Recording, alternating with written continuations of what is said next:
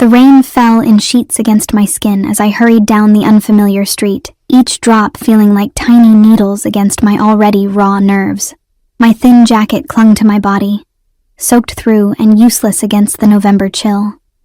3 hours ago, I'd escaped from Daniel's apartment with nothing but my purse, phone, and the clothes on my back. 3 hours of wandering through neighborhoods I didn't know, putting as much distance as possible between myself and the man who had slowly dismantled my life piece by piece over the past 2 years. A flash of lightning illuminated a neon sign ahead, the Cardinal, its crimson glow bleeding into the raindrops like tiny rubies falling from the sky. I hadn't eaten since morning, and my stomach clenched painfully at the thought of food. A drink, something warm, somewhere to sit and figure out my next move. That was all I needed. The heavy wooden door swung open, releasing a wave of warmth, low lighting, and the scent of expensive liquor. I stepped inside, immediately aware of how out of place I looked, dripping wet, mascara surely streaking down my face, my once white sneakers now gray with city grime. The bar was surprisingly elegant for this part of town, with dark mahogany paneling, leather booths, and amber lighting that cast everything in a golden haze. "Can I help you?" The bartender's voice startled me. He was tall, his white button-down shirt perfectly pressed, his expression neutral but his eyes assessing. "Just a drink," I said, my voice cracking slightly, "and maybe a menu." He nodded toward a small booth in the corner. "Sit down. I'll bring you something warm." I slid into the booth, relishing its privacy, and peeled my wet jacket from my shoulders. My phone battery was at 17%, and I had 11 missed calls from Daniel. Each notification made my heart race, as if he might materialize from the screen itself. I turned it face down on the table, trying to ignore the trembling in my fingers. The bartender returned with a steaming mug that smelled of cinnamon and whiskey. "On the house," he said, placing it before me. "You look like you need it." I wrapped my hands around the warm ceramic, gratitude washing through me. "Thank you, I don't..." The atmosphere in the room shifted suddenly, a current of tension rippling through the air like a stone dropped in still water. The bartender straightened immediately, his eyes darting to the entrance. I turned instinctively, following his gaze. A man stood in the doorway, shaking rain from a black umbrella. Even from across the room, his presence commanded attention. Tall, broad-shouldered, wearing a suit that even I could tell cost more than my monthly rent, dark hair swept back from a face that belonged in a Renaissance painting, all sharp angles and perfect symmetry. Behind him, a larger man in a dark coat scanned the room before taking a position by the door. The newcomer handed his umbrella to someone I couldn't see, and moved through the space with the confidence of someone who owned it, which, I would soon learn, he did. As he passed tables, conversations hushed, men nodded respectfully, women's eyes lingered. I watched, fascinated by the invisible force field that seemed to surround him until his eyes, dark and penetrating, locked with mine. Time seemed to stop. There was a moment of genuine surprise in his expression, quickly replaced by something else. Interest, curiosity, I couldn't tell. But in that brief connection, I felt exposed, as if he could see past my wet clothes and messy hair to all the broken pieces inside me. I looked away first, heat rushing to my face. When I dared to glance up again, he was speaking to the bartender, his head inclined slightly as the other man gestured discreetly in my direction. Embarrassment flooded through me. Of course they were talking about the bedraggled woman dripping on their expensive furniture. I gulped down a burning mouthful of the hot toddy and reached for my wet jacket. "Leaving so soon?"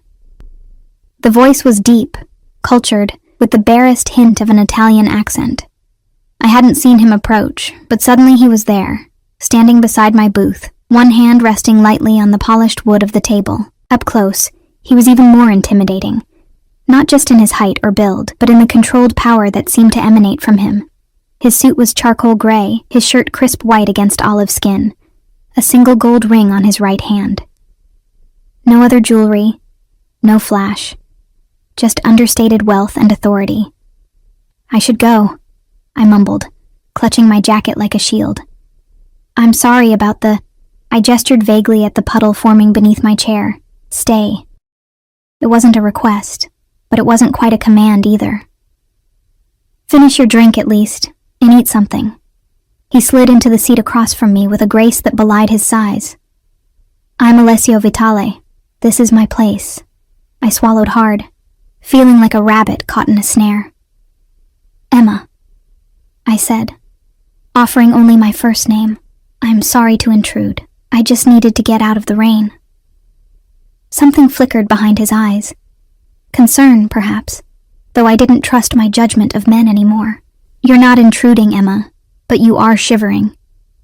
He made a small gesture, and the bartender appeared with a soft black throw. May I? I nodded, and Alessio stood, moving to my side of the booth. With careful movements, he draped the throw around my shoulders, his fingers brushing against my collarbone for the briefest moment. The contact sent an involuntary shiver through me that had nothing to do with being cold. Better? He asked, returning to his seat. Yes. Thank you. I pulled the throw tighter, inhaling the scent of cedar and something else. Something distinctly masculine that I assumed came from him. The bartender returned with a plate of pasta that steamed in the dim light, the aroma making my stomach clench painfully. I didn't order.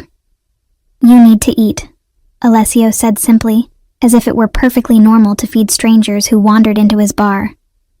Marco makes the best cacio e pepe in the city. I hesitated only briefly before taking a bite, the flavors exploding on my tongue, creamy, peppery, perfect.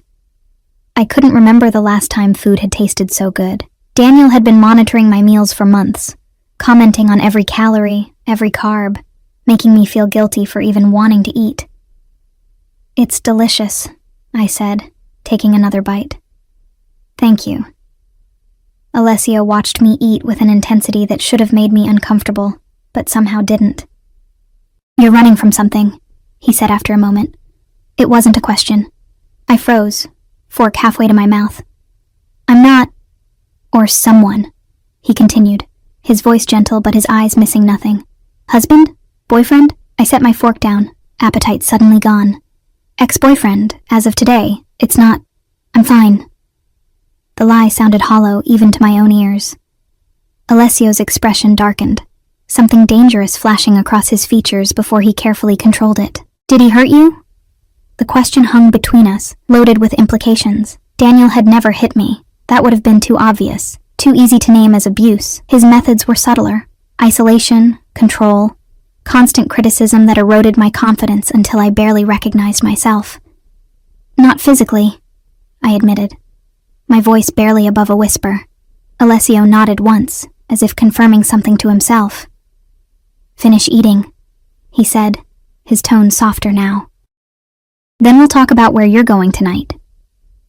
The implication that he had any say in my plans should have set off alarm bells, but exhaustion was setting in, and the thought of facing the rain again with nowhere to go was overwhelming.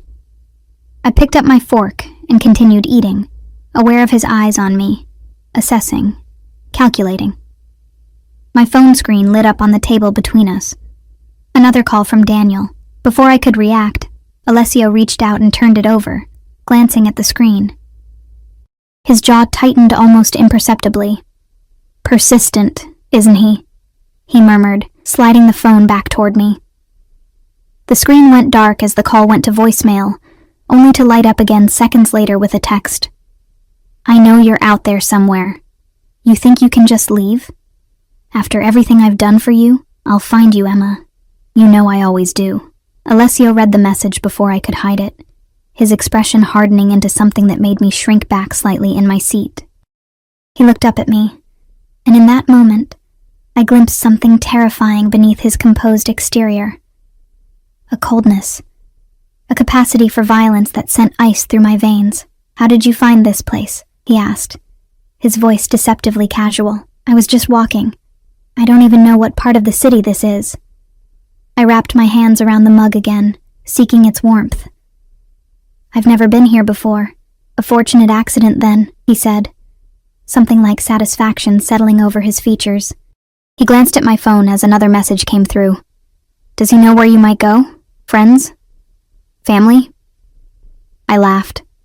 A brittle sound devoid of humor. I don't have any friends left. He made sure of that. And my family. I swallowed hard. My mom died last year. There's no one else. Something shifted in Alessio's expression. Recognition, perhaps, of a shared pain. "I'm sorry about your mother," he said, and the genuine sympathy in his voice made my throat tighten. "Thank you," I whispered, blinking back tears. "So you have nowhere to go tonight," he stated, watching me carefully. I stared down at my half-eaten pasta. "I'll figure something out. A hotel, maybe."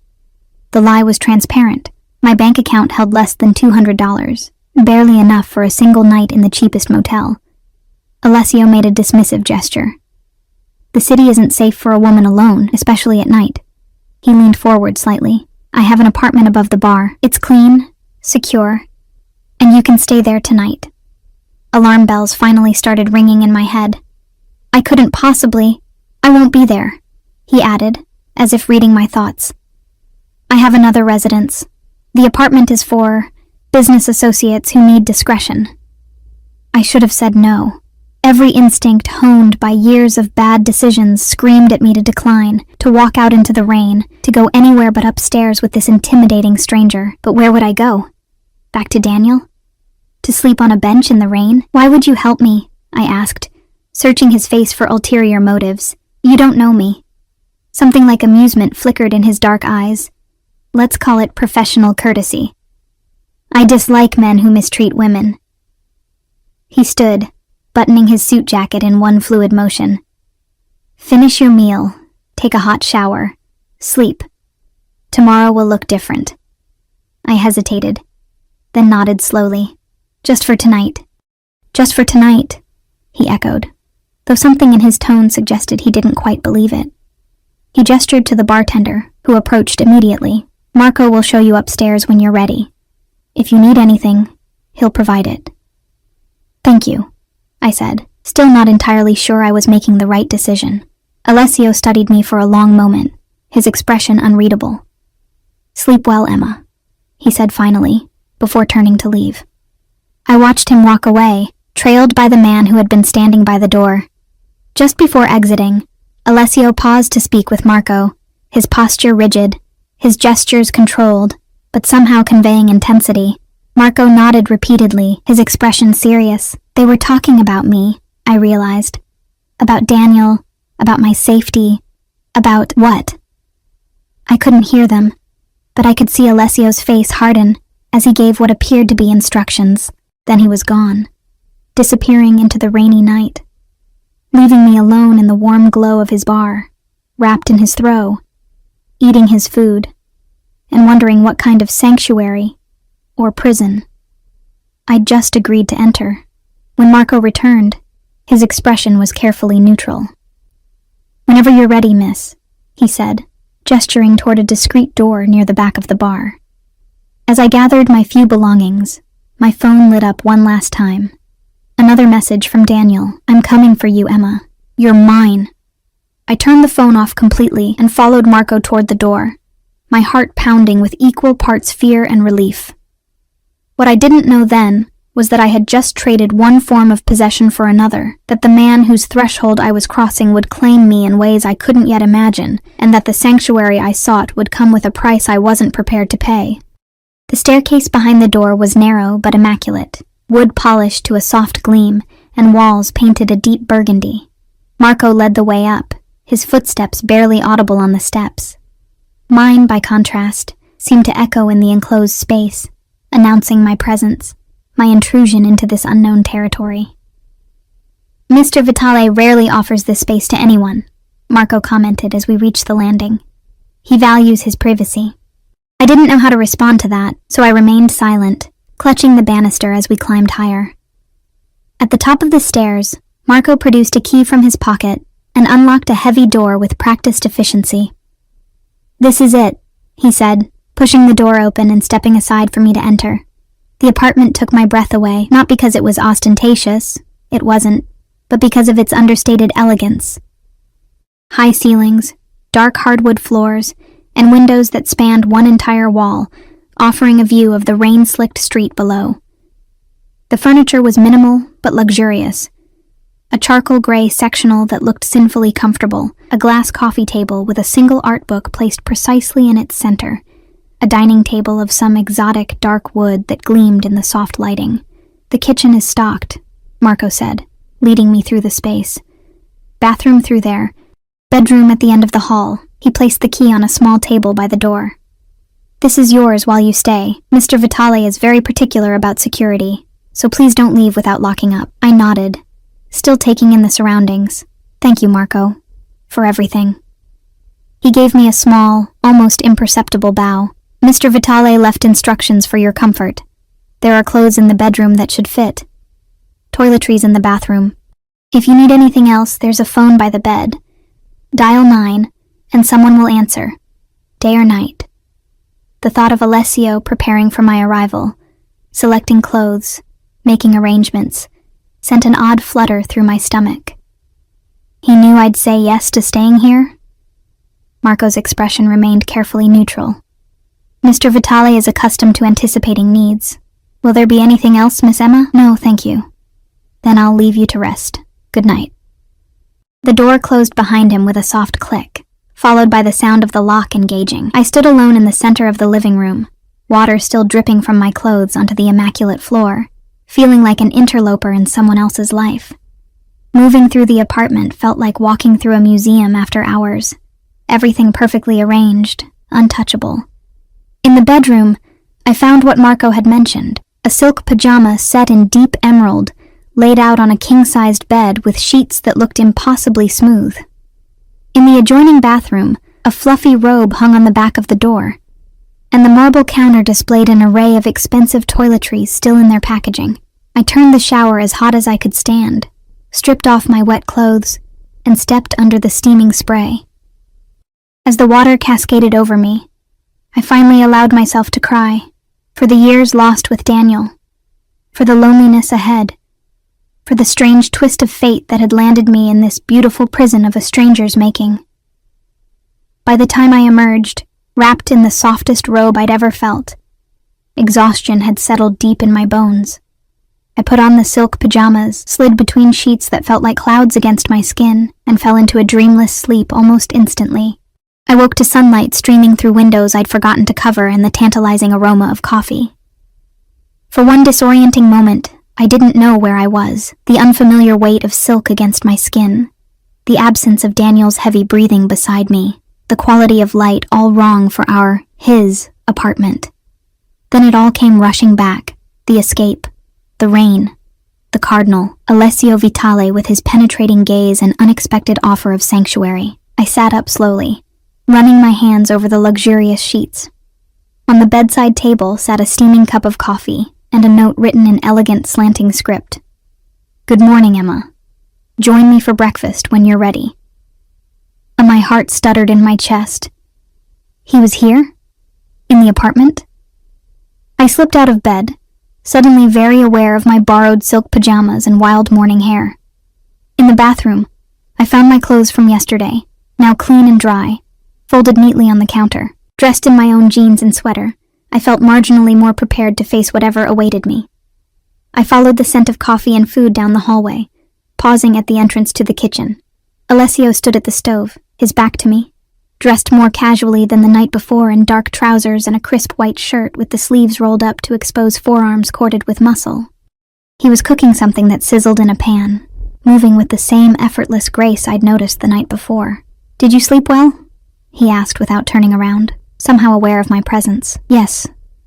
Thank you, I said, hovering awkwardly at the threshold.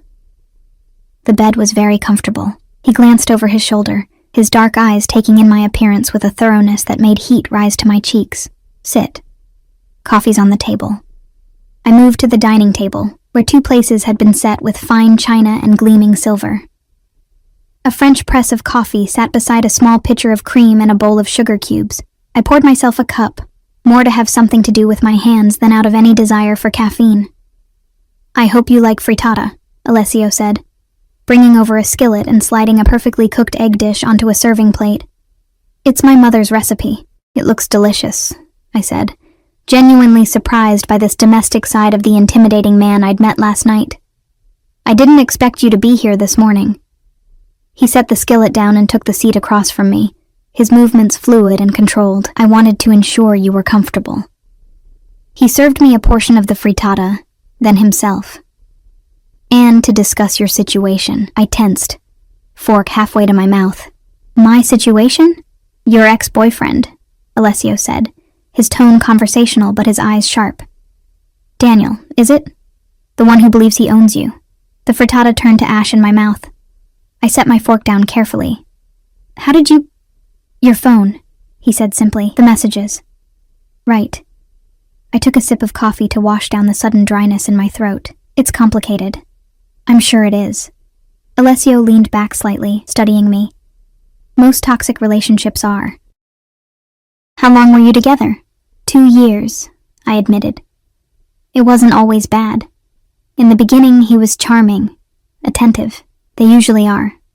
There was no judgment in his voice, just a statement of fact. What changed? I stared down at my plate, trying to pinpoint exactly when things had shifted. It was so gradual I barely noticed. First, it was little comments about my friends, about how they weren't good for me. Then about my clothes, my hair, my weight. Before I knew it, I'd lost contact with everyone I cared about. I'd changed everything about myself to please him, and it was never enough. Alessio's expression darkened.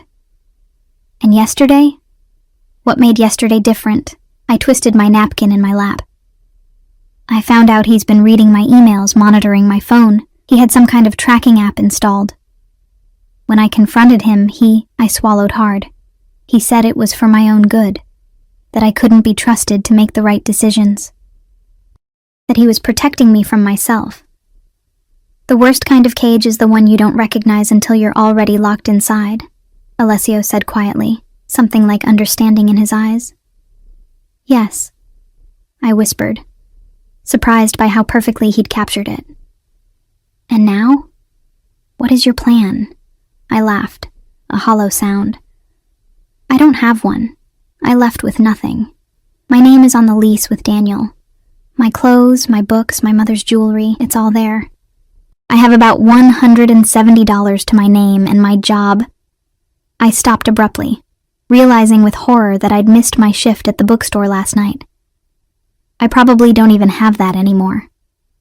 Alessio considered this, taking a sip of his coffee. You need money, a place to stay, and a way to retrieve your belongings. I nodded miserably. I'll figure something out. I can't impose on your generosity any longer. You're not imposing, he said, his tone leaving no room for argument. You'll stay here until we sort this out. We? The word hung in the air between us, loaded with implications. I dislike unfinished business, Emma. His dark eyes held mine.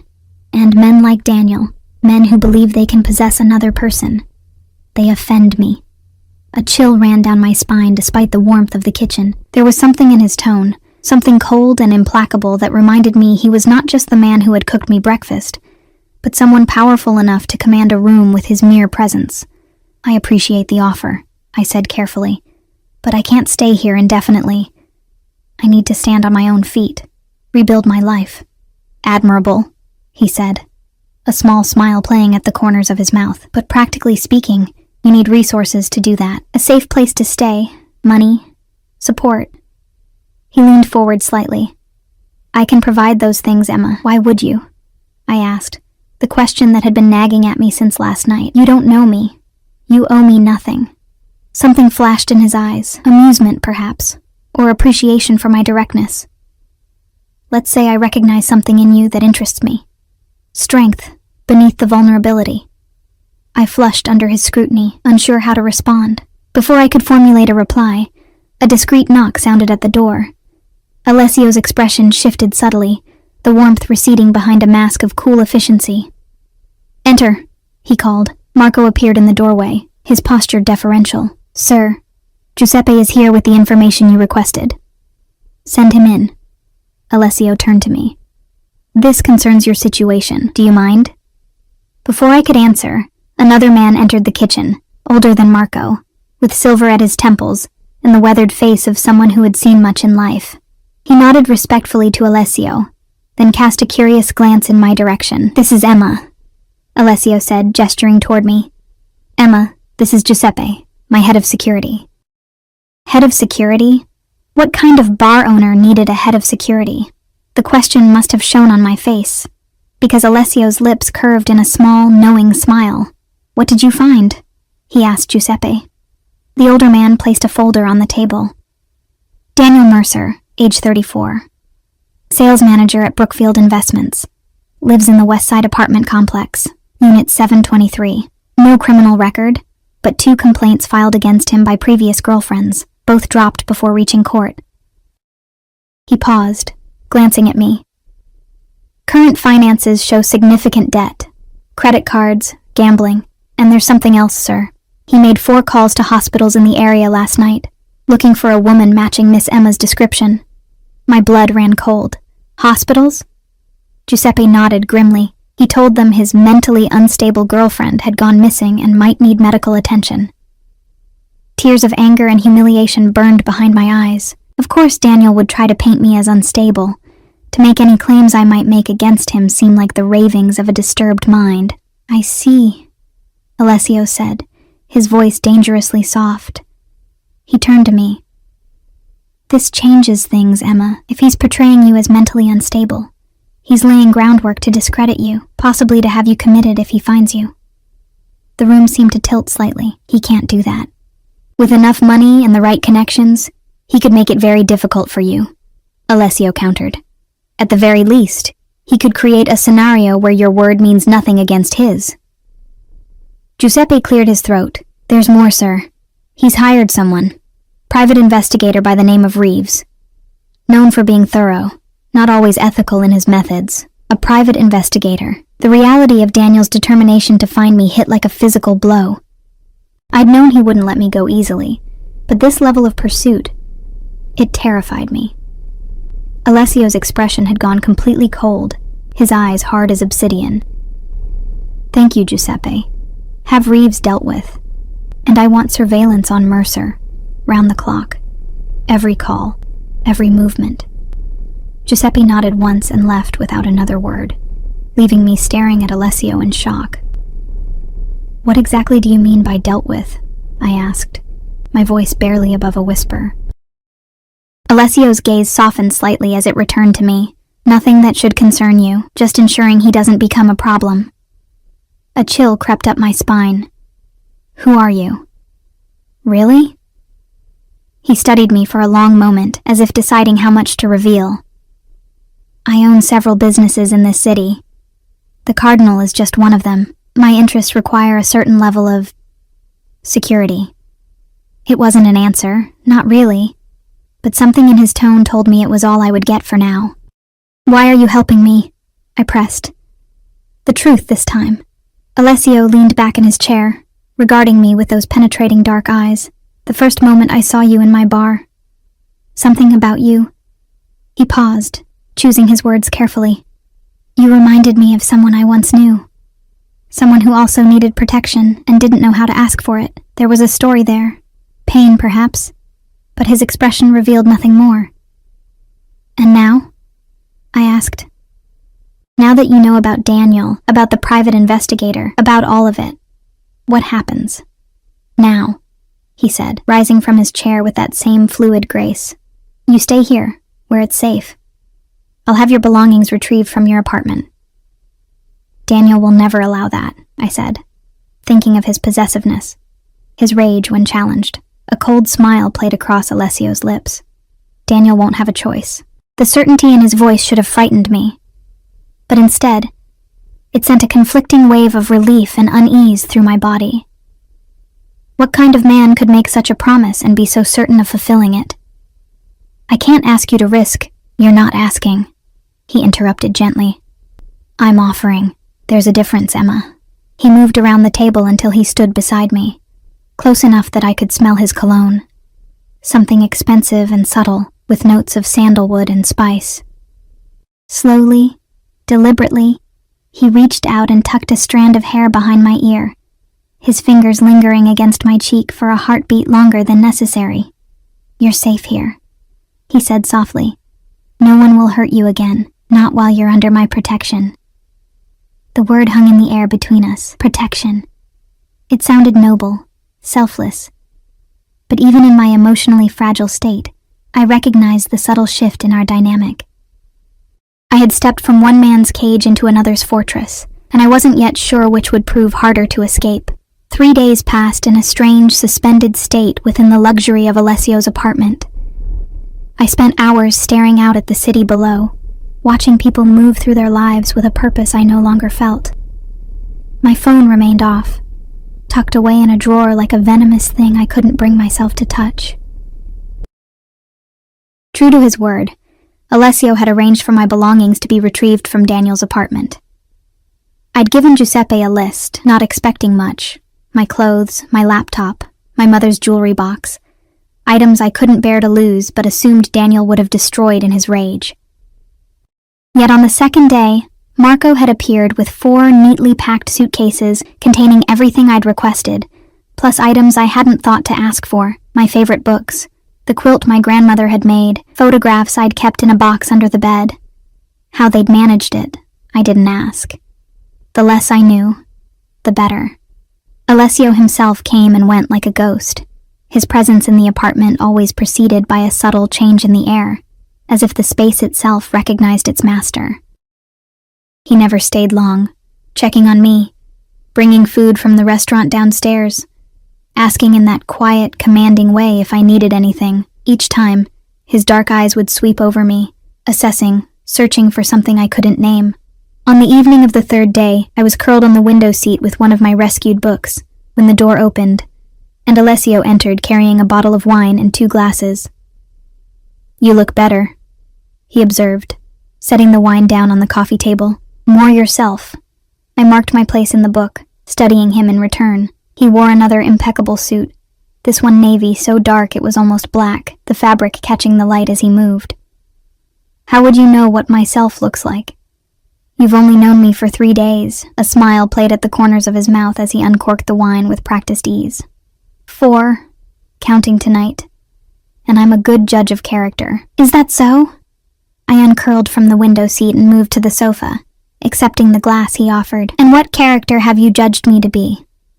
He sat beside me, close enough that I could feel the heat radiating from his body, but not so close as to seem threatening.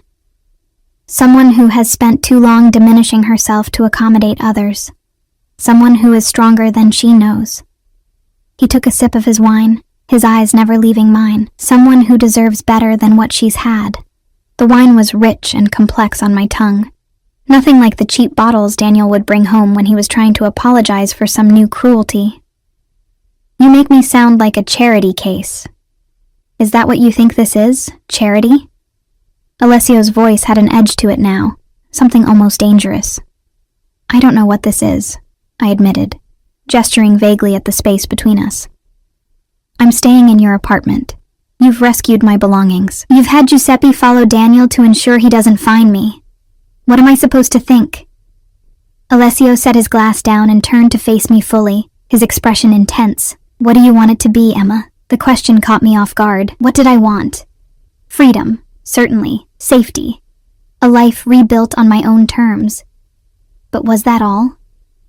I hesitated, then decided on honesty. I want to stop feeling like I'm trading one cage for another, no matter how gilded this one might be.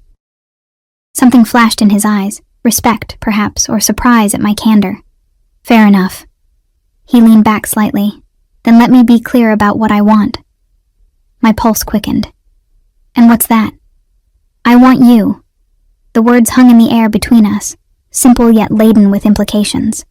Not as a possession, not as a charity case, as a woman who intrigues me, who makes me feel something I haven't felt in a very long time. Heat rushed to my face. "You don't know me." "I know enough," he countered. "I know you're resilient. I know you have fire beneath that quiet exterior. I know you read Dostoevsky when you're troubled, and that you touch the emerald pendant at your throat when you're nervous, like you're doing right now." My hand fell away from the necklace. My mother's, one of the few things of value Daniel hadn't sold or pawned during our relationship. "I notice things, Emma," Alessio continued, his voice softening. "It's how I've survived in my world. And from the moment you walked into my bar, soaking wet and trying so hard to be invisible, I noticed everything about you. Why?" The question came out as barely a whisper. He reached out slowly, giving me time to pull away, and traced his fingertips along my jawline. Because you shine, even when you think you don't. I should have moved away. I should have maintained the fragile boundary between gratitude and something more dangerous.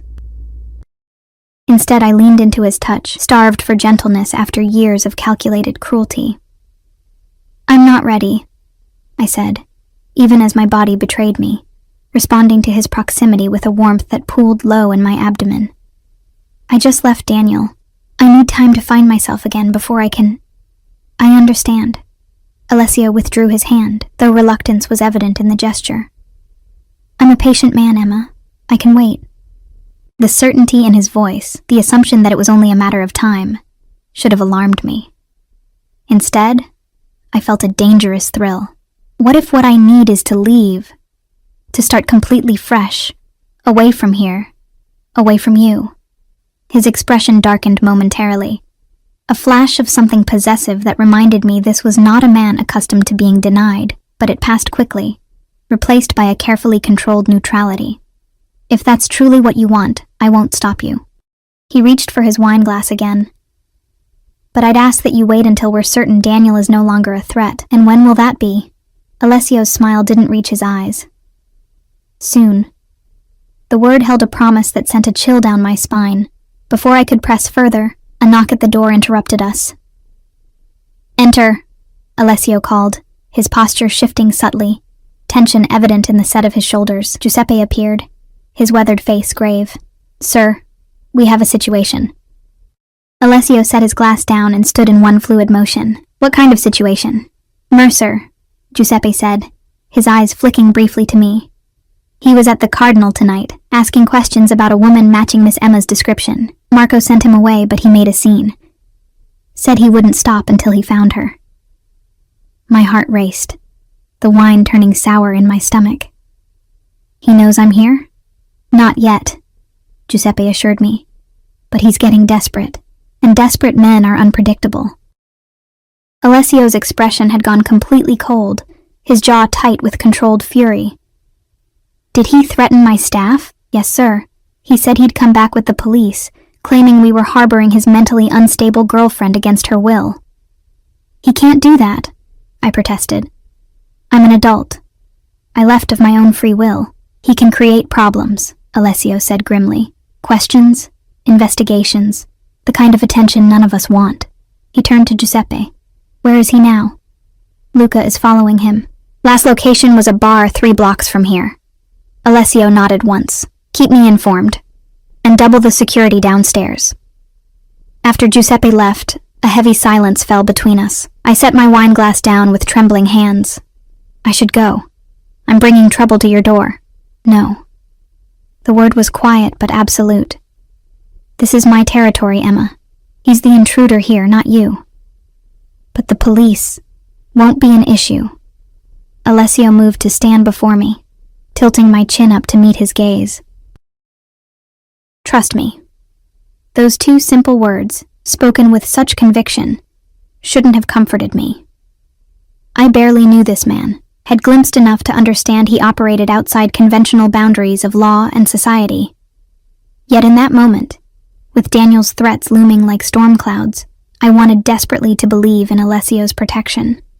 "I'm scared," I admitted, hating the weakness in my voice but unable to disguise it. Something softened in his expression. "You don't need to be. Not anymore." He brushed his thumb across my lower lip, in a gesture so intimate it made me shiver. "No one will hurt what's mine." The possessive pronoun hung in the air between us. I should have objected, should have reminded him that I wasn't his, that I just escaped one man who viewed me as property. Instead, I found myself leaning into his touch, craving the security it promised. "Stay here tonight," he said, his voice low. "I have business to attend to." "Business?" I echoed, suddenly fearful of what that might entail.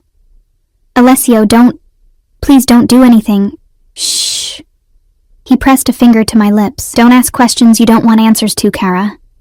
The Italian endearment slipped out naturally, warming me despite my apprehension. He leaned down slowly, giving me time to pull away, and pressed his lips to my forehead in a kiss that felt like both a promise and a brand. "Lock the door behind me," he instructed, pulling away reluctantly.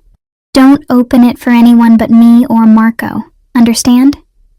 I nodded, unable to form words around the tightness in my throat.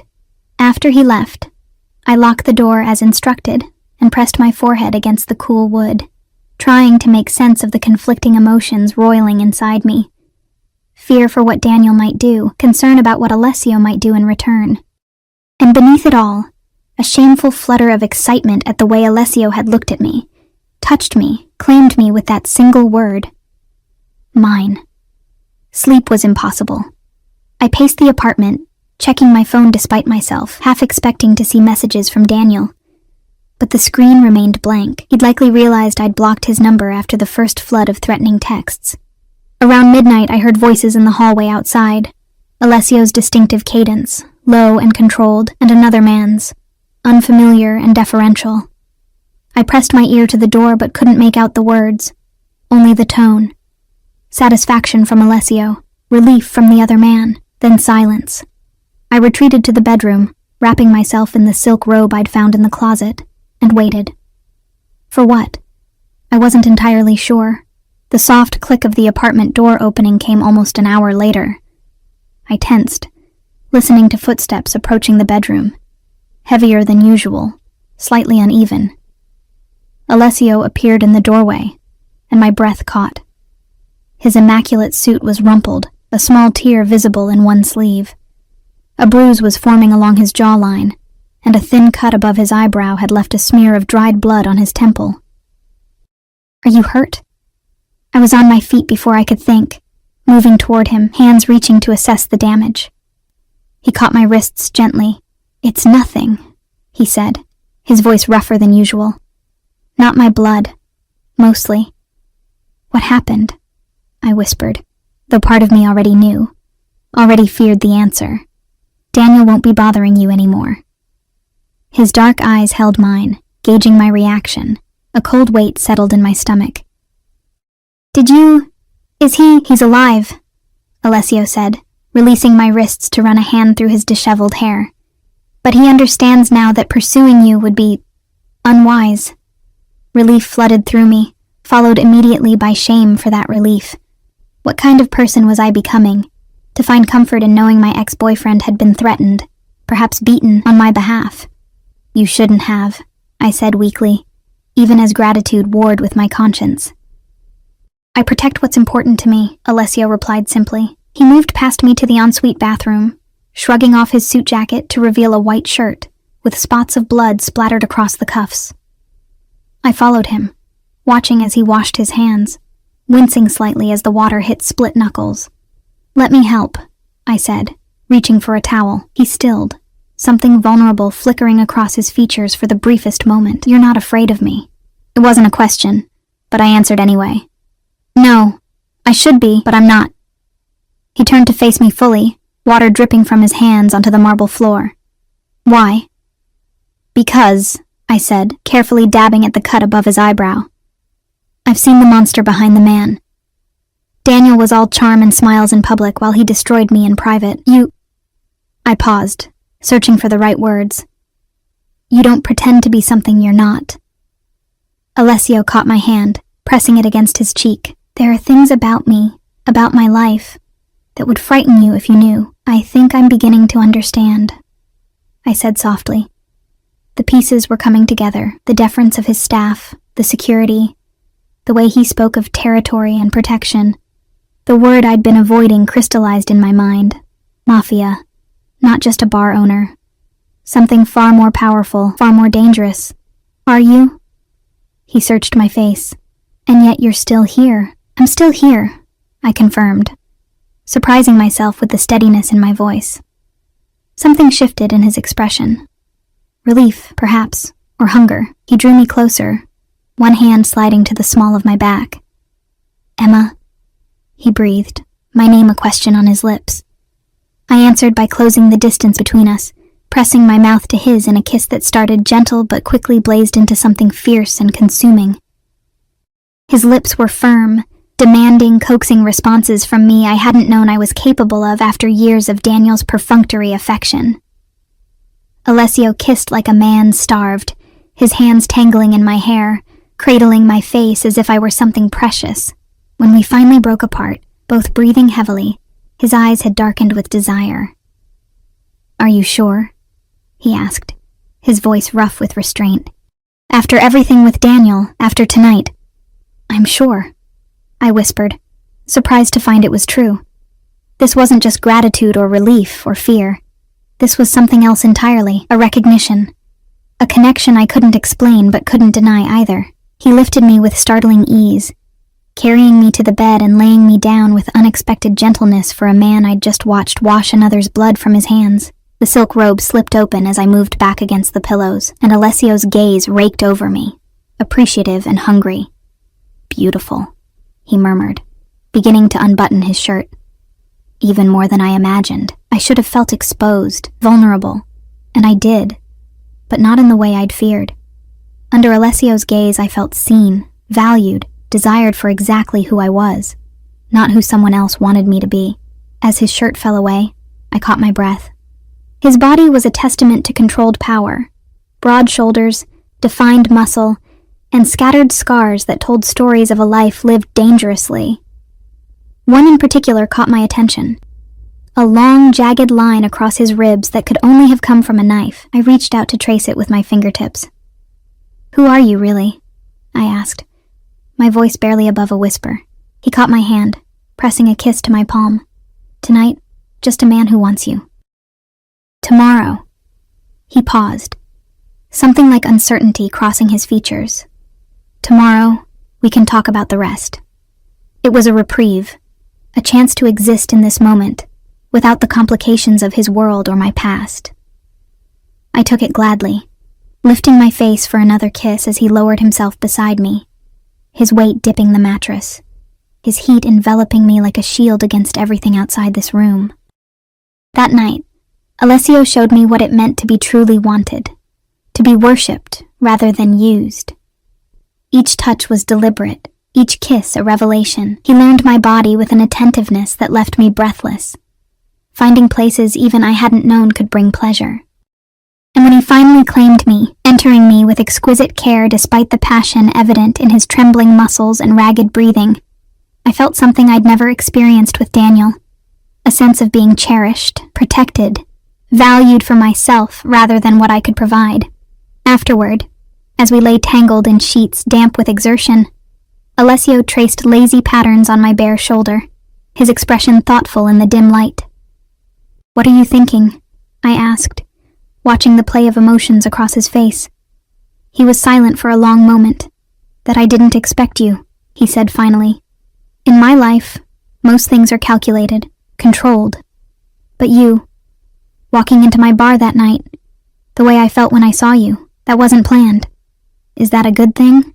A slow smile spread across his face, transforming his severe features into something almost boyish. "The best things in my life have been unexpected, Emma." I nestled closer to him, inhaling his scent, cologne mingled now with the musk of our lovemaking. "What happens now? With Daniel? With everything?" His arm tightened around me. "Daniel won't be a problem. As for the rest..." He tilted my chin up, his dark eyes serious. "That depends on you." "On me?" "On whether you want to be part of my life, knowing what that might mean." The implication hung between us. He wasn't offering just a relationship, but entry into a world I only partially understood, one with its own rules, dangers, and moral codes that existed alongside but separate from ordinary society. "I need time," I said honestly. "To think, to understand what I'd be agreeing to." Alessio nodded, no trace of offense in his expression. "Of course. I told you, I'm a patient man." He pressed a kiss to my forehead. "But know this, Emma. If you choose to stay, you'll never want for anything again. No one will ever hurt you. You'll be protected, always." The promise wrapped around me like the silk sheets, tempting and luxurious. But beneath the comfort lurked questions I couldn't ignore. About the nature of his business, about the blood on his shirt, about the price of the protection he offered so freely. As I drifted toward sleep in Alessio's arms, I knew the decision awaiting me in the morning wouldn't be simple. I was standing at a threshold, peering into a life I'd never imagined for myself. Behind me lay the broken pieces of my old existence with Daniel. Ahead, the unknown territory of loving a man like Alessio Vitale. What I didn't yet understand was that the choice had already been made the moment I stepped through the door of the Cardinal, seeking shelter from the rain. Some fates, once set in motion, cannot be undone. And mine had become irrevocably intertwined with Alessio's from that first meeting of our eyes across the dim, amber-lit space of his bar. Morning arrived with golden light filtering through curtains I hadn't closed, and the unfamiliar sensation of a warm body pressed against mine. For a moment, disorientation clouded my mind. Then memories of the night flooded back, bringing heat to my cheeks and a flutter to my stomach. Alessio slept beside me, one arm still draped possessively across my waist, his face younger and somehow vulnerable in repose. Without the intensity of his conscious gaze, I could study him freely, the dark sweep of his lashes against olive skin, the slight crease between his brows even in sleep, the curve of his mouth, softer now than in waking hours.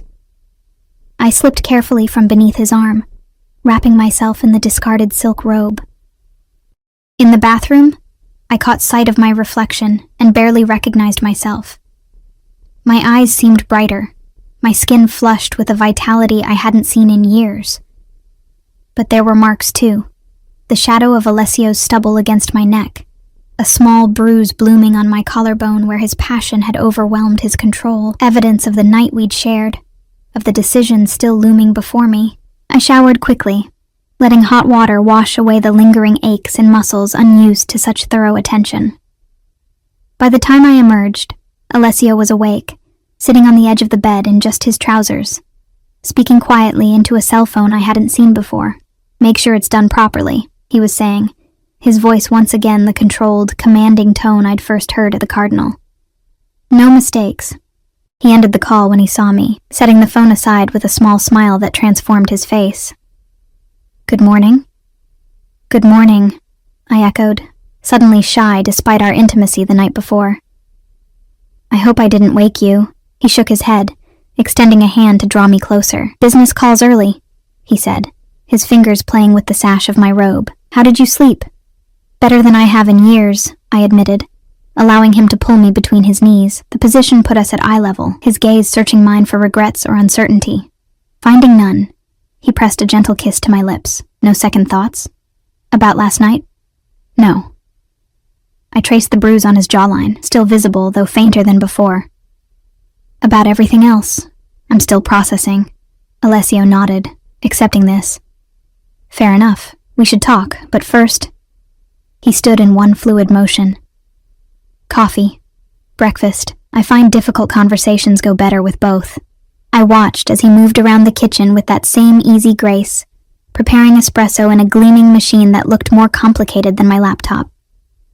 There was something mesmerizing about seeing this powerful, dangerous man engaged in such a domestic task, his focus absolute as he tamped the coffee grounds with practiced precision. "You cook often?" I asked, settling onto one of the bar stools at the kitchen island. A small smile played at his lips. "When I have the time. My mother insisted all her children learn. She said a man who couldn't feed himself was no man at all. Your mother sounds like a formidable woman." She was. Something like grief flickered across his features. "Cancer took her 5 years ago. I'm sorry," I said softly, understanding the loss all too well. "My mom died of cancer too, ovarian." Alessio set a perfect espresso before me. "Another thing we share then.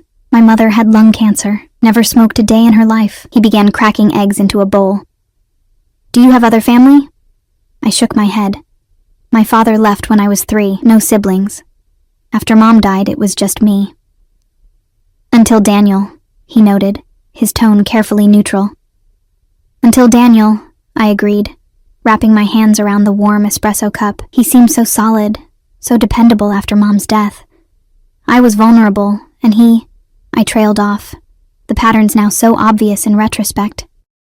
"He recognized a target," Alessio finished for me, his expression darkening as he whisked the eggs with more force than necessary. Men like that can smell vulnerability. They're predators. The irony of this statement coming from him, a man who clearly operated outside the law, who had somehow dealt with Daniel just hours ago, wasn't lost on me. What exactly is it that you do, Alessio? I asked directly. And please don't say own businesses. We both know it's more than that. He paused in his cooking, assessing me with those penetrating dark eyes. After a moment, he set down the whisk and leaned against the counter.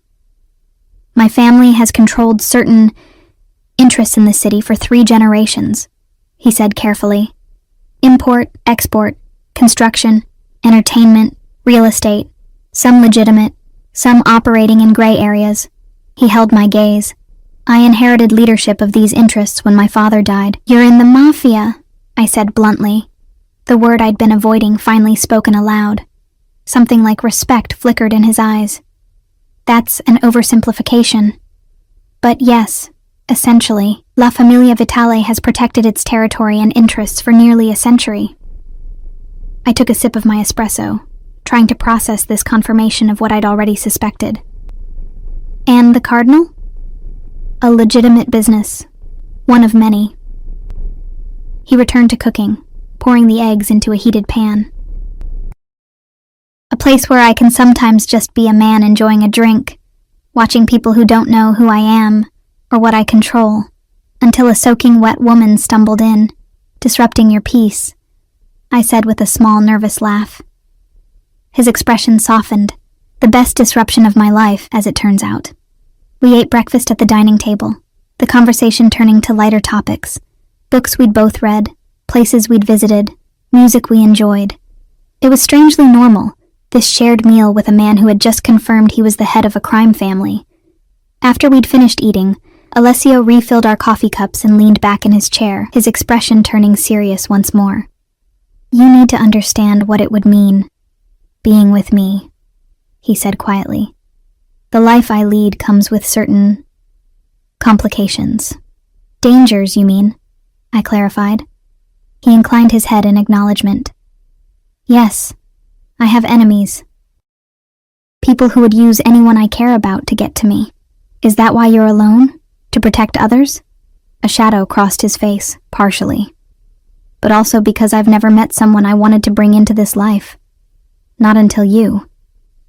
The weight of his words settled over me. Why me? I'm nobody special, Alessio, just a bookstore clerk with a terrible taste in men and no family to speak of. You're extraordinary, he countered, reaching across the table to take my hand. Your resilience, your heart, your ability to see people for who they really are, not who they pretend to be. Do you know how rare that is? In my world, everyone wears masks. Everyone has an angle, a motive, but you... He squeezed my fingers gently. You're authentic in a way I haven't encountered in years. I flushed under his intense gaze. You barely know me. I know enough, he insisted. The rest, we can learn together, if that's what you want. There it was again. The choice laid before me, a life with Alessio, with all its luxury and protection and passion, but also its dangers and moral ambiguities. Or a return to the ordinary world, rebuilding from scratch, alone. What about your business? I asked carefully. Would I be involved in that? No, he said firmly. Never. That part of my life would remain separate. You would want for nothing, live in complete security, but the details of my operations would never touch you. Is that possible? To keep those worlds so completely apart? Alessio's expression grew somber. My father managed it with my mother. She knew what he was, in broad terms, but never the details. It protected her, both legally and emotionally. And if I wanted to know more, to understand the man you truly are? Something like surprise flickered across his features. Most women in your position would want as much distance as possible from that reality. I'm not most women, I reminded him. And I can't love half a man, Alessio. If I choose you, I choose all of you. The bar owner and the, whatever term you prefer, businessman, he supplied with a small wry smile. Though even that doesn't quite capture it. We're more like a shadow government for certain aspects of the city. We provide protection, resolve disputes, ensure balance, and And break legs when necessary? I asked, unable to keep the edge from my voice. His expression didn't change. When necessary, yes. Though it's rarely so crude these days. Money, information, influence. These are more effective weapons than physical violence. But you hurt Daniel, I pointed out. Physically. Some men only understand one language, Alessio replied, unapologetic. Daniel was such a man. He needed to feel viscerally that pursuing you would bring him pain. I should have been horrified. Instead, I felt a complicated mix of emotions, concern at Alessio's casual acceptance of violence as a tool, but also a shameful relief that Daniel had been forced to experience even a fraction of the fear he'd inflicted on me. I don't know if I can live in that world, I said honestly, even at its edges. I understand. Alessio's thumb traced circles on my palm. And if you choose to walk away, I'll ensure you have everything you need to start fresh. An apartment, a job, money, anywhere you want to go. The offer was generous, far beyond what I could have hoped for when I'd fled Daniel's apartment in the rain just days ago. Yet the thought of leaving Alessio, of never again experiencing the safety of his arms, or the intensity of his attention, created a hollow feeling in my chest. And if I stay, I whispered, almost afraid to hear the answer. Alessio's dark eyes held mine, intense and serious. If you stay, you become mine in every way that matters. Protected, cherished, provided for. No one would dare touch you. No one would ever hurt you again. Yours, I repeated, testing the word. After Daniel's possessive, destructive ownership, I should have recoiled from such a claim. Yet there was a difference in how Alessio said it. Not as a cage, but as a covenant. Mine to protect, he clarified, not to control or diminish. Before I could respond, a discreet knock came at the door. Alessio's expression shifted subtly, the intimate moment broken as he reverted to his more guarded self. Enter, he called. Marco appeared, his manner professional, but his eyes curious as they flickered between Alessio and me. Sir, Giuseppe needs to speak with you urgently. Something about the situation from last night. Alessio nodded once.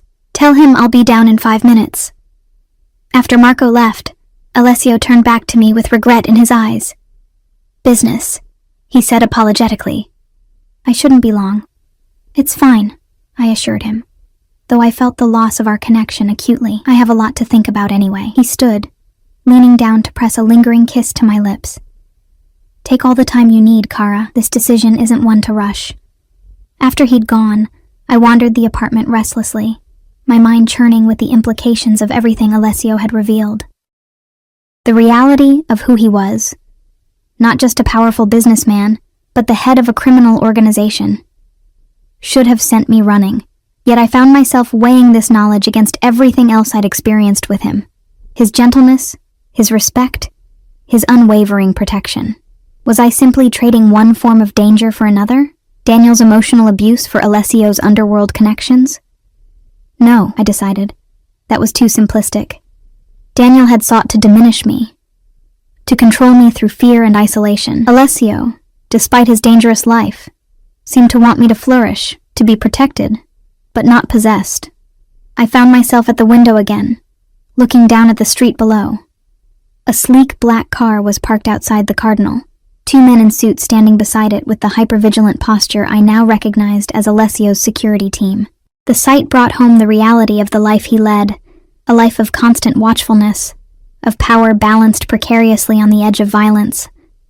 Could I live in such a world? Could I love a man who operated by codes so different from what I'd been taught was right? I was still standing at the window when Alessio returned nearly an hour later, his expression grim, tension evident in the set of his shoulders. What's wrong? I asked immediately, recognizing that something had shifted during his absence. He crossed to the bar and poured himself a glass of whiskey, unusual for this early hour. Daniel, he said after taking a sip. He's proving more problematic than anticipated. Fear curled in my stomach. What do you mean? I thought you said he wouldn't be a problem anymore. So did I. Alessio's voice was cold, controlled fury underneath. Apparently, he's connected to someone I didn't anticipate. A city councilman, Harrington, they're cousins. Richard Harrington? I remembered Daniel mentioning his influential relative occasionally, usually when he wanted to impress someone. I didn't think they were actually close. Close enough that Harrington is now asking questions about Daniel's injuries, about a missing woman Daniel claims was taken against her will. Alessio's knuckles whitened around his glass. He's gone to the police, claiming you're being held by organized crime. The room seemed to tilt. That's ridiculous. I left him. I can tell the police that. Alessio set his glass down carefully. It's not that simple, Emma. Any investigation, any attention from authorities creates complications for my businesses, for my family. So what do? We, he repeated, something warming in his expression despite the tension. You're already thinking as if you've made your choice. I hadn't realized it until he pointed it out. But he was right.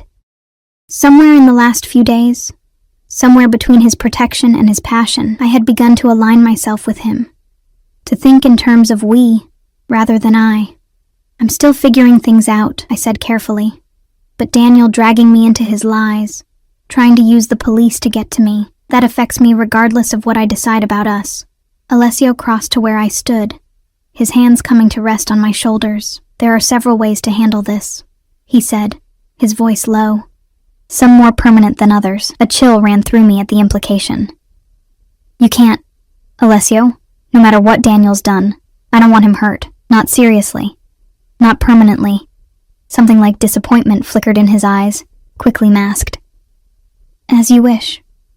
He moved away, pacing the room with controlled energy. Then we need a different approach, one that discredits him completely. How? Information is power, Kara. Alessio stopped pacing, turning to face me.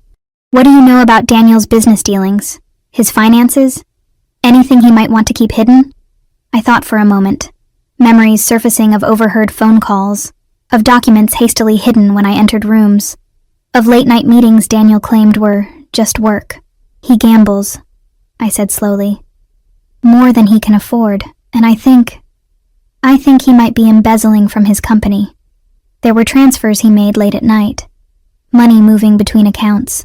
Alessio's expression sharpened. Good. What else? He has another woman, I continued, the admission hurting less than I expected. Someone named Vanessa. I found texts on his phone about 6 months ago. He convinced me I was crazy, imagining things, but I know what I saw. Anything else? Drugs? Violence toward others? I shook my head. Not drugs, as far as I know. He drinks too much, gets mean when he does, but he's careful about his image. He wants people to see him as successful, respectable. A memory surfaced suddenly. Wait. There was something. A lawsuit that was settled quietly. A woman at his company claimed sexual harassment, but it never went to court. Alessio nodded, satisfaction evident in his expression. That's enough to work with. He pulled out his phone, sending a rapid text. Giuseppe will look into the embezzlement angle. If Daniel is stealing from his company, that gives us leverage. Leverage for what? To make him retract his claims. To make him leave you. Leave us. Alone. Permanently. Alessio's eyes met mine, deadly serious. No violence, as you asked, just information wielded strategically. The methodical way he approached the problem, the confidence with which he deployed his resources. It was both frightening and reassuring. Daniel had used manipulation and emotional abuse to control me. Alessio used power and influence to protect me. The difference was stark, yet both men operated outside the boundaries most people lived within. And Councilman Harrington? I asked. Will be reminded that his own affairs aren't entirely above scrutiny. Alessio replied coolly. Politicians, especially those with ambitions beyond the city council, rarely have pristine closets. I sank onto the sofa, suddenly overwhelmed by the scope of what was happening. All this because I walked into your bar that night. Alessio sat beside me, taking my hands in his. All this because a man couldn't accept losing what was never truly his, he corrected gently. None of this is your fault, Emma, but now you're involved. Your business, your family, all at risk because of me. I chose this, he reminded me. The moment I saw you, I chose this path, and I don't regret it. His thumb traced my cheekbone. "The question is whether you can live with the choices I'm making on your behalf." The question hung between us, weighted with implications about not just this situation, but all the future situations that would arise if I chose to stay with him. Could I accept his methods? The way he wielded power and information like weapons? The fact that his protection came with moral compromises I hadn't imagined making just days ago? "I don't know," I admitted. "I've spent the last 2 years having choices taken from me, having my agency stripped away piece by piece. I don't want to trade one form of that for another, no matter how much more benevolent yours might be." Understanding dawned in Alessio's eyes. "You need to be part of the decisions," he said slowly, "not just protected by them. Yes." Relief flooded through me that he understood so quickly what had taken me years to articulate with Daniel. Alessio was quiet for a long moment, considering that's not how things typically work in my world. He said finally, "The separation between my business and my personal life has always been absolute. It protects those I care about. I'm not asking to be involved in your business decisions," I clarified. "I'm asking not to be kept in the dark about things that directly affect me. Like how you handle Daniel, like what happens next." He studied me with those penetrating dark eyes, as if seeing me anew. "You continue to surprise me, Emma." Most women would want as much distance as possible from the uglier aspects of my life. I'm not most women, I reminded him. And if I choose you, choose this life, I want it to be with open eyes, no illusions, no fairy tales. A slow smile spread across Alessio's face, transforming his severe features. "No illusions," he agreed. "Though I maintain that being with you is something of a fairy tale for a man like me." The words sent warmth flooding through me, a dangerous hope taking root despite my reservations. Alessio leaned closer, his intent clear in his darkening eyes. "May I?" he asked, his gaze dropping to my lips. In answer, I closed the distance between us, meeting his kiss with a hunger that surprised even me. His arms encircled me, drawing me onto his lap with easy strength, and for several minutes, the complications of our situation receded, eclipsed by the simple, overwhelming chemistry between us. When we finally broke apart, both breathing heavily, Alessio pressed his forehead to mine. "Stay with me, Emma," he whispered, vulnerability evident in his voice for the first time. "Choose this. Choose us." In that moment, with his arms around me and his heartbeat steady beneath my palm, the choice seemed clear. Whatever moral ambiguities lay in loving Alessio Vitale, whatever dangers lurked at the edges of his world, they paled against the certainty I felt in his embrace, that I was valued, protected, seen for exactly who I was. "Yes," I heard myself say, the word emerging with surprising conviction. "I choose you, Alessio. I choose us." His arms tightened around me, a tremor running through his powerful frame that spoke of emotion he rarely displayed. "You won't regret it," he promised, pressing kisses to my hair, my temple, the corner of my mouth. "I'll make sure of it." As I melted into his embrace, accepting what this decision would mean for my future, I couldn't know how prophetic his words would prove, nor how thoroughly our lives would soon be tested by forces beyond even Alessio's considerable control. The choice I'd made that day would reshape my existence in ways I couldn't yet imagine, drawing me deeper into Alessio's world and the shadows that defined it. But in that moment, all I knew was the certainty of his arms around me, the promise of protection in his kiss, and the dizzying freedom of having finally made a choice that felt entirely my own. 6 months later, I stood at the window of our penthouse, watching the city lights flicker to life as dusk settled over the skyline. No longer Alessio's apartment above the Cardinal, but our home, a sprawling, elegant space in a building he owned in the most exclusive part of the city. My reflection in the glass was almost unrecognizable from the woman who had stumbled, soaking wet and terrified, into his bar half a year ago. Gone was the hunched posture, the wary eyes, the constant tension that had defined me during my time with Daniel. In their place stood a woman with straight shoulders, confident bearing, and clothes that spoke of tasteful luxury rather than careful economy. The door opened behind me, and I turned to see Alessio stepping into the apartment, shrugging off his suit jacket in a gesture I'd come to love. No matter how many times I witnessed his homecoming, my heart still quickened at the sight of him. "You're early," I said, crossing the room to meet him. He enfolded me in his arms, burying his face in my hair. "I missed you," he murmured, his voice rough with emotion that he showed only to me. Meetings all day with people I'd rather not waste time on. I smoothed my hands over his shoulders, feeling the tension there. "Drink?" I offered, already moving toward the bar we'd designed together, crystal decanters of his favorite whiskeys arranged precisely as he preferred them. "Please." He loosened his tie, watching me with appreciation as I poured 2 glasses. "How was your day?" "Good," I said, handing him the amber liquid. "The bookstore had a record day, and I finished the inventory system upgrade." Pride flickered in his dark eyes. "Of course you did.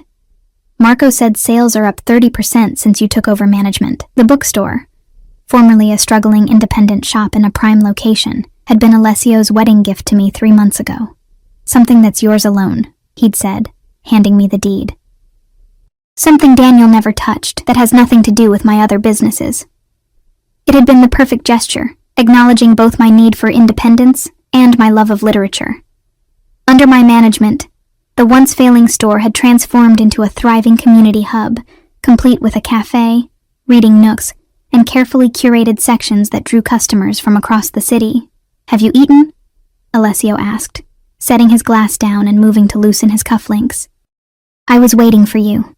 I stepped behind him, helping him slide off his tie. "I thought we could go out tonight, that new place on Riverside you mentioned." "Actually," he said, turning to face me, "I had something else in mind, a surprise." My eyebrows rose. A good surprise? The smile that transformed his severe features was my reward. "I certainly hope so." He reached into his pocket and withdrew a small velvet box. "Too large for jewelry, too small for anything substantial." "Alessio," I breathed, taking the box with trembling fingers. "What is this?" "Open it," he urged gently. Inside, nestled on black velvet, lay a single key. Not ornate or decorative, just a simple brass key attached to a leather fob stamped with an unfamiliar address. "What is it?" I asked, running my finger over the cool metal. "Freedom," he replied, watching my reaction carefully. "Of a sort." Confusion must have shown on my face, because he continued, "It's a cottage, on Lake Como in Italy. Completely private, completely secure, and completely yours." "Mine?" I echoed, not understanding. "Yours alone," he clarified. "In your name only, with accounts to maintain it that only you can access." His eyes held mine, intense and serious. "A sanctuary, Emma. Somewhere you can go if you ever need space or safety or an escape." Understanding dawned slowly. This wasn't just a vacation home, it was an escape route, a contingency plan, a way out of Alessio's world if I ever needed one. "You're giving me permission to leave?" I asked, my voice barely above a whisper. He took my hands, the box with its key nestled between our palms. "I'm giving you a choice," he corrected gently. "Always. I never want you to feel trapped, Emma. Not by me. Not by this life. I want you to stay because you choose to. Every day." Tears pricked behind my eyes at the enormity of the gift, not just the property itself, but the trust, the respect for my autonomy that it represented. In Alessio's world, where control and loyalty were everything, this was the ultimate demonstration of his love. "Thank you," I whispered, reaching up to cup his face. "But I'm not going anywhere." Relief flickered briefly in his eyes. "Not now, perhaps, but the world I've brought you into, it can be beautiful, but it can also be cruel, dangerous. If that danger ever outweighs what I can offer you." I silenced him with a kiss, pouring into it all the certainty I felt about our life together. "I knew what I was choosing," I reminded him when we broke apart. "I've never regretted it. Not for a moment. It was true. The past 6 months had been a revelation, not just in the luxury and security Alessio provided, but in the partnership we'd built. True to his word, he had kept the darker aspects of his business separate from our home life, but he no longer shielded me completely from the reality of who he was. When decisions affected me directly, he consulted me. When dangers arose, he informed me. And there had been dangers. 2 months after I'd moved in with Alessio, Daniel had made one final desperate attempt to reclaim me, or perhaps to punish me for escaping him. Despite the evidence of embezzlement Giuseppe had uncovered, despite the pressure Alessio had applied through Councilman Harrington, Daniel's obsession had overcome his self-preservation. He'd waited outside the bookstore one evening, following me to the car where Marco was stationed to drive me home. What Daniel hadn't known, couldn't have known, was that in the month since leaving him, I'd changed in ways beyond the superficial. Alessio had insisted I learn to protect myself, arranging for private lessons in self-defense. Not because I won't protect you, he'd explained, but because you should never feel helpless again. When Daniel grabbed me, pressing a knife to my ribs and demanding I come with him, the old fear had surged, but this time, it was accompanied by something new, confidence. Before Marco could even exit the car, I'd employed the techniques I'd practiced for countless hours, breaking Daniel's grip and disarming him in one fluid movement. The look of shock on his face as I held his own knife steady, keeping him at bay until Marco and the security team neutralized the threat, had been almost worth the terror of the encounter. Almost. What happened after, Alessio's cold fury, the choices laid before me about Daniel's fate, had tested the boundaries of our arrangement. For the first time, I'd seen the full extent of Alessio's power, the network of influence that could make a person simply disappear. He tried to take what's mine, Alessio had said, his voice terrifyingly calm as we discussed Daniel's future. There is only one penalty for that in my world. And in my world, I had challenged, refusing to be cowed even by this darkest aspect of the man I loved. What about my choice in this? The tension between us had been palpable. A clash of worlds and values that could have broken a lesser bond. In the end, Alessio had conceded. Not weakly, but thoughtfully, recognizing the wisdom in my more measured approach. Daniel had been persuaded to accept a job transfer to the company's Singapore office, accompanied by legal agreements that ensured he would never contact me or return to the city. The combination of evidence about his embezzlement, testimonials from other women he'd harassed, and Alessio's considerable influence had created a scenario where Daniel had only one viable option: disappear voluntarily or be disappeared. He had chosen wisely. You're thinking about him, Alessio observed now, reading the shadow that had crossed my face. I shook my head, setting the velvet box on the side table. Not really. Just reflecting on how far we've come, how different everything is now. He traced the line of my jaw with gentle fingers. Any regrets? None, I said with absolute certainty. I'm exactly where I want to be, Alessio. And it was true. Despite the moral complexities of loving a man in Alessio's position, despite the occasional brush with the darker aspects of his world, I had found something with him I'd never known was possible. A relationship built on mutual respect, where protection didn't mean control, where strength didn't require submission. Alessio pulled me closer, his expression softening into the private smile he reserved only for me. I have another surprise, he murmured, his lips brushing my ear. One I think you'll like even better than the cottage. Oh? I leaned into him, savoring the solid warmth of his body against mine. What could possibly top a Lake Como escape plan? He drew back slightly, his dark eyes suddenly serious. Remember when we discussed children? The possibility of a family someday? My heart stuttered in my chest. Yes, of course. After my mother's cancer and my own health scare last year, doctors had warned that conceiving might be difficult for me. Alessio had been unwavering in his support, assuring me that whether we had children biologically, through adoption, or not at all, he would be content as long as we were together. I received a call today, he continued, watching my face carefully. From the adoption agency we registered with. There's a baby, a little girl, 3 months old. Her mother was a victim of domestic violence who died in childbirth. No other family has come forward. A baby, I repeated, scarcely daring to believe it. For us? Alessio nodded, vulnerability evident in his expression. If you want her, if you're ready. The agency fast-tracked our application because of our resources, our ability to provide immediate care. She could be home with us by the end of the week. A daughter, I whispered, tears spilling freely now. Our daughter. A clean slate, Alessio said softly, someone untouched by my world, by your past. A chance to build something new, something better than what either of us had. The emotion in his voice told me everything. How deeply he wanted this, how thoroughly he had considered what it would mean to raise a child in our complicated reality, for a man whose business dealings could be ruthless, whose enemies feared him with good reason. The tenderness he displayed in this moment was all the more profound. Yes, I said, throwing my arms around his neck. Yes, Alessio. Let's bring her home. He lifted me off my feet in a rare display of unchecked joy, spinning me in a circle before setting me down gently. I'll make the call, he said, pressing his forehead to mine. Tomorrow we can prepare the nursery. We'll need everything, I said, my mind already racing ahead to all the preparations. A crib, clothes, bottles. All taken care of, he assured me with a smile. Giuseppe has a team standing by for whatever you choose. The penthouse across the hall is being converted as we speak. By tomorrow, you can select whatever you want, and it will be here immediately. Of course, he had already arranged everything. Alessio Vitale left nothing to chance, especially something as important as our daughter's arrival. Our daughter.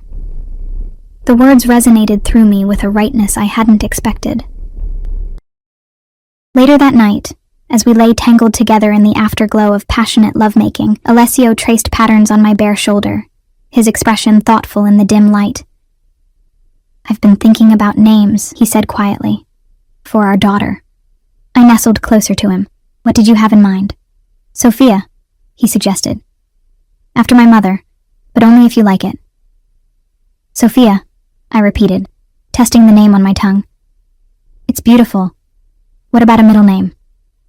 Alessio's dark eyes held mine. I thought perhaps Claire, after your mother. Fresh tears threatened at this unexpected gesture. Sophia Claire Vitale, I whispered. It's perfect. He pulled me closer, his arms forming the sanctuary I'd come to rely on. Our family, he murmured against my hair, something neither of us thought we'd have again. The words settled around us like a blessing, a promise of the future we were building together. Complicated, imperfect, but ours. In 3 days' time, a tiny girl who had lost everything would come home to parents determined to give her the world, to protect her from its darker aspects, while teaching her to be strong enough to face them. Looking back on that rainy night when I'd stumbled into the Cardinal, desperate and alone, I could scarcely believe the path my life had taken. From the prison of Daniel's emotional abuse, to the complex freedom of Alessio's world, from isolation to family, from fear to strength, the journey had transformed me in ways I was still discovering. Alessio's breathing deepened as he drifted toward sleep, his powerful body relaxed and vulnerable in my arms. Outside our windows, the city continued its rhythmic pulse, the world he controlled from the shadows operating even as he slept. There were aspects of that world I would never fully understand or approve of, lines he crossed that I never would, but there were lines he wouldn't cross because of me. Decisions tempered by my influence, a humanity preserved in the face of power that could easily corrupt. Just as he had changed me, I had changed him, softening edges, illuminating shadows, creating a space where love could flourish despite the odds against it. In the morning, we would begin preparations for Sophia's arrival, transforming a corner of our world to welcome this innocent life.